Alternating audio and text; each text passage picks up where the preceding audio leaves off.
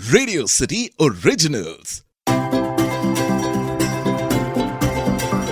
पापा की मुस्कान में बसा जहां मेरा, मम्मी के साथ बिताया हर लम्हा स्वर्ग सा, दोस्तों संग जिंदगी का है सफर हसीन सा, गर्लफ्रेंड की बातों में छुपा सुकून सा।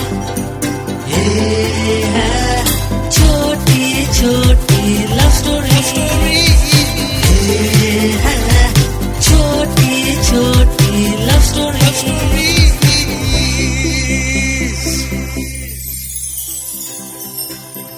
प्यार की परिभाषा अलग अलग होती है।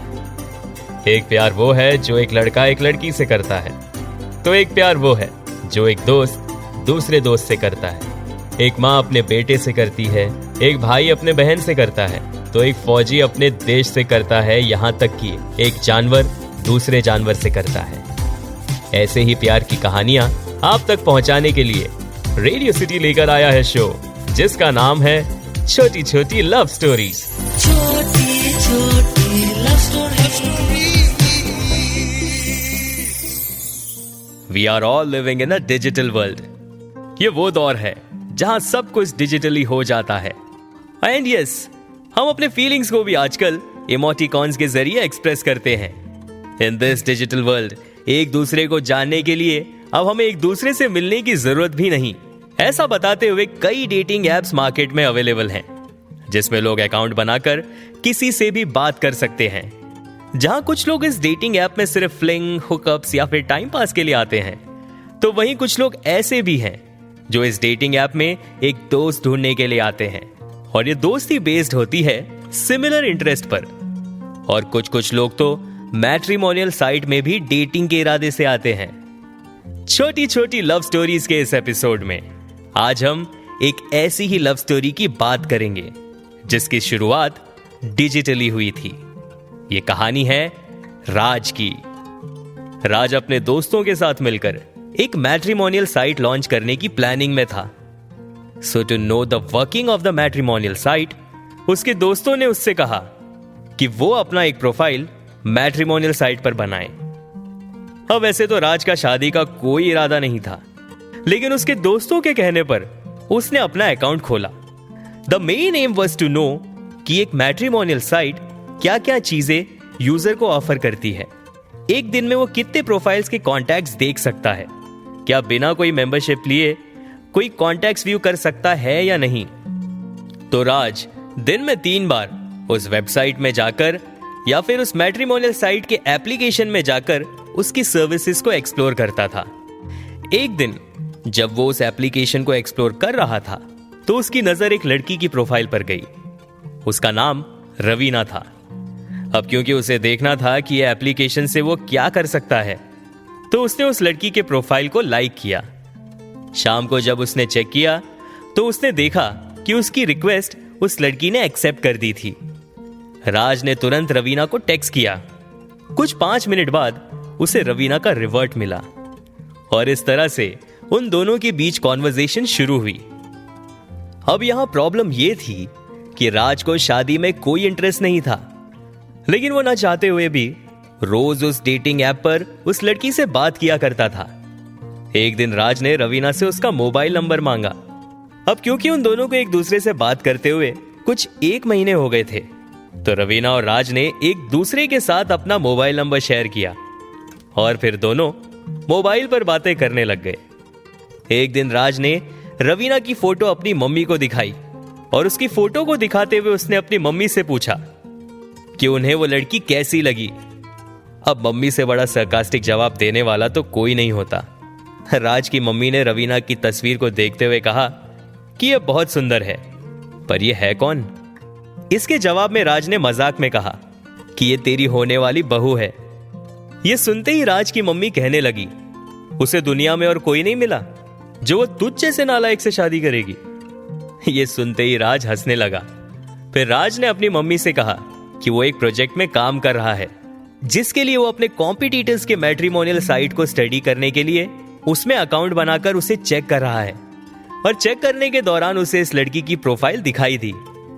अब राज की मम्मी ने भी उस लड़की के बारे में कुछ और पूछा, जैसे कि उसकी कास्ट, एजुकेशन, जॉब। राज ने उन सभी सवालों का जवाब दिया और कहा कि ये हमारे ही गांव के तरफ की है। ये सुनते ही राज की मम्मी ने राज से कहा कि उसकी फोटो को जरा फिर से दिखाना, और उसकी मम्मी ने एक बार फिर तारीफ की। लेकिन इस बार उसकी मम्मी ने कहा कि क्या तू सच में इस लड़की से शादी करना चाहता है? अब इस सवाल का क्लियर कट जवाब उस वक्त तो राज के पास नहीं था, बिकॉज वो लोग सिर्फ उस मैट्रिमोनियल साइट पर और फोन पर ही बात कर रहे थे। One day they both decided to meet up. दोनों एक कॉफी शॉप पर मिले। दोनों ने काफी बातें की। वो दोनों ऐसे मिले जैसे कि वो लोग चाइल्डहुड फ्रेंड्स हो। घंटों तक एक दूसरे से बात करने के बाद वो दोनों घर के लिए निकल पड़े। राज बहुत खुश था। उसे ऐसा पहली बार फील हो रहा था। उसे ऐसा लगने लगा जैसे कि रवीना में एक स्पार्क था जो सीधा उसके दिल पर जाकर स्ट्राइक हुआ हो। इन शॉर्ट, राज को रवीना से एक पॉजिटिव वाइब आती दिखाई दी। वहीं दूसरी तरफ रवीना भी उस मीटिंग के बाद बहुत खुश थी। वो हमेशा से एक ऐसा पार्टनर चाहती थी जो उसके बचपने को अप्रिशिएट करे, because she was a fun loving girl. वो एक ऐसी लड़की थी जिसे पता होता था कि किस जगह पर सीरियस होना है और किस जगह पर सीरियस होने की जरूरत नहीं है। साफ शब्दों में अगर कहा जाए तो रवीना को भी राज से एक पॉजिटिव वाइब आती दिखाई दी। Actually they both had something in common. Raj ने घर पहुंचकर रवीना को कॉल किया और कहा कि it was really great to meet her. उसे टाइम का पता ही नहीं चला। He enjoyed every bit of it. इसके जवाब में रवीना भी कहने लगी that she felt the same, और उसे ऐसा लगा जैसे कि कोई पुराने दोस्त मिल रहे हो।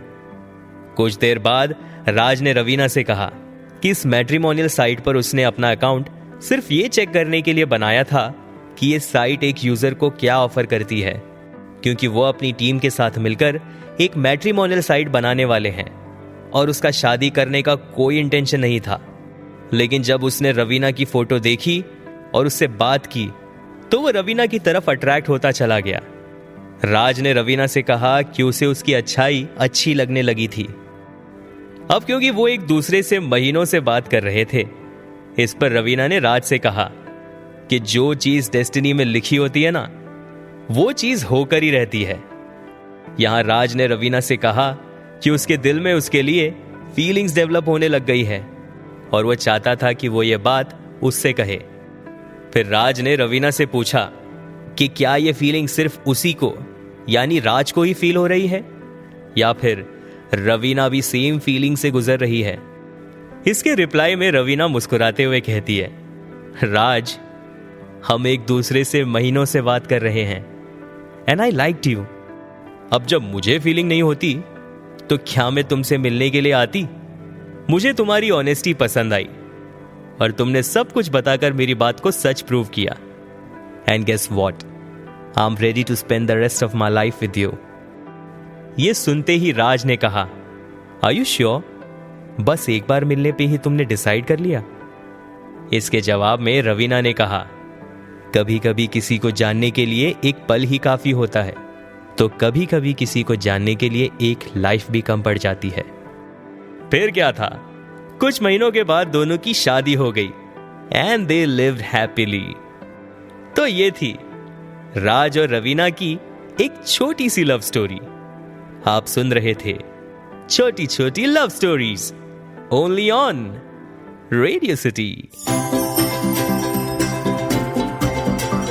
पापा की मुस्कान में बसा जहां मेरा, मम्मी के साथ बिताया हर लम्हा स्वर्ग सा, दोस्तों संग जिंदगी का है सफर हसीन सा, गर्लफ्रेंड की बातों में छुपा